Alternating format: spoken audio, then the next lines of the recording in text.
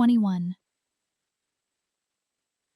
My Amish husband hid my glasses for 7 years. He said I saw too much. The last time I saw clearly, I was 23 years old, standing at the edge of a cornfield in late September, watching a red-tailed hawk circle above the tree line until it disappeared into the gray. I remember thinking it was the most beautiful thing I had ever seen. I did not know, standing there in the dirt with the smell of harvest in the air, that it would be one of my final memories of the world in sharp focus. I did not know that within 6 weeks of my wedding day, I would begin losing that world, not to any disease, not to age, not to God's hand, but to a man who decided, quietly and deliberately, that a wife who could see too clearly was a wife he could not control. My name is Sarah. I am 51 years old now. The glasses I wear today are wire-framed and plain, purchased from a shop in a town I was not permitted to enter for most of my adult life. I have worn them every single day for the past 21 years. Before that, for 7 years, I wore nothing at all, because my glasses were gone, and I had been made to believe, slowly and with great patience, that I had simply lost them myself. I want to tell you how that happened. Not because I am still angry, though some mornings I am, but because the glasses sitting on my face right now mean something different to me than they mean to most people. And I think that meaning deserves to be spoken aloud at least once before I am too old to find the right words. My father noticed my poor eyesight when I was 11. In the community where I grew up, in a district in eastern Ohio, medical care was approached with caution, not refused outright, as some outsiders believe, but weighed carefully against expense, necessity, and what the bishop called reliance on the world. My father was a practical man who loved his children without speaking it often. He arranged for me to be seen by an eye doctor in the nearest town, and 3 weeks later I came home with a pair of steel-framed glasses that made the leaves on the oak tree outside our kitchen window look like something from a painting. I loved those glasses. I wore them every waking hour until they were replaced twice more as I grew older. Until by the time I was 20, I had a pair that fit my face exactly, and made my world precise and detailed and full. My mother sometimes said I looked too serious in them. My younger sisters teased that I was always squinting at things that didn't need to be looked at so closely. They were not entirely wrong about that. I had always been the one to notice things others missed. A water stain on the ceiling of the church that appeared after a heavy rain and then disappeared again. The way Bishop Herschel's left hand trembled slightly when he read from the Ordnung on certain Sundays. The expression on my friend Rebecca's face when her father spoke in meetings. A specific compression of the mouth that I recognized as something other than agreement. I noticed these things, filed them away, said nothing. That was the way I had learned to be. You observed and you kept it inside, because speaking what you noticed was considered a form of pride. His name was Eli Graber. He was 26 when we were introduced through the standard arrangement of our district. A conversation between families, a supervised visit, a short courtship conducted under the full attention of both households. He was tall, quiet, and well regarded. His family owned good farmland. His father was a deacon. The match was considered, by everyone who had any opinion to offer, a fortunate one. I remember the first time he noticed my glasses. We were sitting at his mother's kitchen table, and I reached up to adjust the frame, a small automatic gesture I had performed 10,000 times. He watched my hand. Not my face, my hand. And then he looked at the glasses themselves with an expression I could not name at the time. I know what to call it now. It was calculation. We married in November. The ceremony was everything it was meant to be. The long service, the hymns, the noon meal, the community gathered around us like a fence. I was not unhappy. I want to be honest about that. I was nervous and hopeful and 23 years old, and I believed that the life I was beginning was the life I had been prepared for since birth. I had no reason to think otherwise. The glasses disappeared for the first time in January. I had set them on the windowsill above the wash basin before bed, as I always did. In the morning they were not there. I searched the room, checked the floor, looked beneath the bed frame, felt along every surface with my hands. Eli was already in the barn. His mother, Miriam, was downstairs starting breakfast. I came down the stairs asking if either of them had moved anything from the windowsill. Miriam looked at me with an expression of mild patience, the kind reserved for children who ask questions with obvious answers. She said she had not touched anything in the room. Eli came in from the cold, stamping his boots, and when I explained what had happened, he looked around the kitchen, as though the glasses might have walked downstairs on their own. "They'll turn up," he said. "You probably set them somewhere else and forgot." I had not set them somewhere else. I knew exactly where I had placed them. But I was 3 months married, living in my husband's family home, while we waited for our own house to be completed on the north edge of their property, and I did not yet have the standing to insist on what I knew. They turned up 4 days later, on the shelf above the door in the mudroom. I had no memory of placing them there. I told myself I must have been tired that night. I told myself I was still adjusting to a new household, new routines, new rooms. I put the glasses back on my face and said nothing more about it. The second disappearance came in March. This time they were gone for 9 days. When they reappeared, they were on the seat of a chair in the sewing room, a room I rarely entered and had no reason to visit at night. I remember holding them in my hands and staring at them, genuinely confused. The left lens had a small fingerprint smudge near the bottom corner that I did not remember making. I cleaned the smudge and put them on. I said nothing. By the time our own house was finished and Eli and I moved in that summer, I had developed a habit I was not fully conscious of. Every night before bed, I placed the glasses in the center of the nightstand, and every morning I checked for them before I rose fully from the bed. This was not something I decided to do. It was something my body began doing on its own. The way a person starts checking the stove twice without remembering when that became necessary.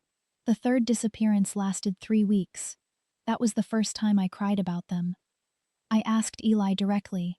I sat across from him at the supper table on a Tuesday evening, with the lamp burning between us, and the smell of the soup I had made still hanging in the air, and I said that I needed to understand what was happening to my glasses. He looked at me for a long moment, not unkindly. That was always the thing about Eli that made him so difficult to argue against. He was never loud. He was never cruel, in a way I could point to with certainty. He said, "Sarah, you've always been careless with your things. You think about too many things at once. It makes you forgetful." I told him I was not careless. I told him I always place them in the same spot. He said, "You think you do." Those 4 words sat between us like a stone in the road. He stood, pushed in his chair, and went to read by the window. The conversation was finished. In the community where I grew up, a finished conversation was finished. There was no tradition of returning to it, no permission to reopen what had been closed. But I began to pay closer attention. Over the following months, I noticed that the disappearances followed a pattern I had not recognized before. They happened most often in the days before community gatherings, church Sundays, district meetings, work frolics where most of the settlement would be present. They happened when visitors were expected. They happened, I realized, when there was something to see. Without my glasses, I could not read faces clearly from more than a few feet away. I could not follow a conversation happening across a room. I could not notice the small things I had always noticed: the trembling hands, the compressed mouths, the expressions that said something different from the words being spoken. I moved through social gatherings in a soft blur, dependent on whoever stood closest to me to narrate what was happening. Most often that person was Eli. I understood something in the early winter of my second year of marriage, sitting in the blurred warmth of a church service I could not see clearly, listening to my husband quietly describe who was speaking and what they were saying. He was my eyes. He had arranged to be my eyes. And the information he chose to give me was the information he decided I needed. I just did not yet have proof. The proof, when it came, arrived in the form of a wooden box. I found it in the 3rd year of our marriage, on an afternoon in late October, when Eli was helping his brother re-roof a barn, 2 properties over. The box was small, the size that might hold a deck of playing cards, and it was tucked behind the second drawer of the bureau in our bedroom, in the space between the drawer and the back panel of the frame. I had pulled the drawer all the way out to clear a stuck seam along the bottom, and the box came with it, taped to the underside with a strip of cloth that had been glued in place. I peeled the cloth away with fingers that had gone very cold. Inside the box, wrapped in a piece of muslin, were my first pair of glasses from the previous year, the ones that had disappeared in March and never reappeared. Alongside them was a lens, cracked cleanly in half, from the pair I had lost in my first January of marriage. I had assumed that pair had simply been misplaced during our move to the new house. I sat on the floor beside the bureau for a very long time. I want to explain what it is to hold proof of something your mind has been working against believing. The evidence was in my hands. The conclusion it pointed to was clear, and still some part of me went looking for another explanation, because the alternative meant that the man who ate at my table and slept beside me and bowed his head in prayer each morning had been conducting something deliberate and patient and hidden for 3 years. The mind does not accept that easily. The mind looks for a simpler answer right up until the simpler answer is no longer possible. I put the box back. I replaced the drawer. I smoothed the coverlet on the bed. I went downstairs and started supper. I did not confront him. Not yet. Because I understood, in a way I could not have articulated then but can now, that confronting him without a plan was the same as handing him the only advantage I had found. He had spent 3 years making me doubt my own memory. If I brought the box to him without knowing what I would do next, he would simply move it, deny it, and I would be back in the blur with less ground than before. So I waited, and I watched, and I began to understand the full shape of what had been built around me. He was not a monster. I have thought about this more than almost anything else in the years since. Eli Graeber was not a man who took pleasure in cruelty for its own sake. He was a man who was frightened of a specific thing, and that thing was a woman who could see him accurately. I understood this most clearly the winter I overheard him speaking to his father. I had come back to the main farmhouse to return a basket of thread Miriam had lent me. The door was not fully latched, and I paused on the step when I heard my name. Eli was inside with his father, near the fire. His father said something I could not fully catch. The words came in pieces, and then Eli's voice came through clearly enough. He said, "She notices everything. She always has. It makes it difficult." His father said, "Then you manage it." That was all. I set the basket inside the door and walked home across the frozen ground. Manage it. Those were the words for what had been done to me. A management. A practical solution to the inconvenient fact of a wife who looked too carefully at the world. In the 4th year, my current glasses disappeared. In the 5th year, I went to my mother. This was not a simple thing. My mother and father lived 20 minutes away by buggy, close enough to visit, but far enough that visits required intention and explanation. More than the distance, there was the matter of what I intended to say. In the community where I grew up, a wife did not go to her parents to speak against her husband. It was not forbidden in any written rule, but it was understood in the way that most important rules were understood, through the expressions of others, through the weight of silence, through what happened to women who had done it before. I told my mother I was losing my glasses constantly, and could not understand why. I did not tell her about the box. I wanted to see first what she knew. She was quiet for longer than the question deserved. Then she said, "Sarah, some men feel easier when things are kept simple." I asked her what she meant by simple. She looked out the window. She said, "Your father always said you saw too much. He meant it kindly." I rode home with those words sitting in my chest like cold water. She knew. Not the specifics, perhaps. Not the box behind the drawer, but the shape of it. She recognized the situation I was describing, and her response was to offer me a softened version of the same explanation my husband gave. Some men feel easier, as though my husband's comfort was the variable that mattered, and my inability to see the world around me was simply a condition to be adapted to. The bishop came to our home that winter. I do not know who arranged the visit. He sat with Eli and me at the kitchen table and spoke about the importance of harmony in the home. He spoke about the tendency of certain natures. He did not say my name, or look at me directly, to create friction through excessive attention to the details of others' behavior. He said that a quiet spirit was a protected spirit. He said that what we could not see, we were often freed from worrying about. I understood then that this was not only Eli. This was something the men around me had discussed, decided, and arranged. My husband, his father, my bishop. Perhaps others I did not know to suspect. My blindness was not an accident of carelessness. It was a community consensus. In the 6th year, something shifted in me that I have never been able to describe perfectly. It was not anger exactly, though anger was part of it. It was more like a clarification. The fog I had been living inside, not the visual fog, but the internal one, the one made of uncertainty and self-doubt, and the constant effort of trying to believe I was simply forgetful. That fog lifted, and what remained, standing in the clear, cold air of my own mind, was a woman who knew exactly what had been done to her, and had decided it was finished. I stopped looking for my glasses when they disappeared. I stopped asking. I started planning. There was a woman in our district named Ruth, 10 years older than me, who had left and returned and left again, over a period of years that people spoke about in lowered voices. She was considered a cautionary figure. I had seen her, blurrily, at the edges of community gatherings, and I had heard enough fragments of her story to understand that she had found some way to maintain connections outside the settlement.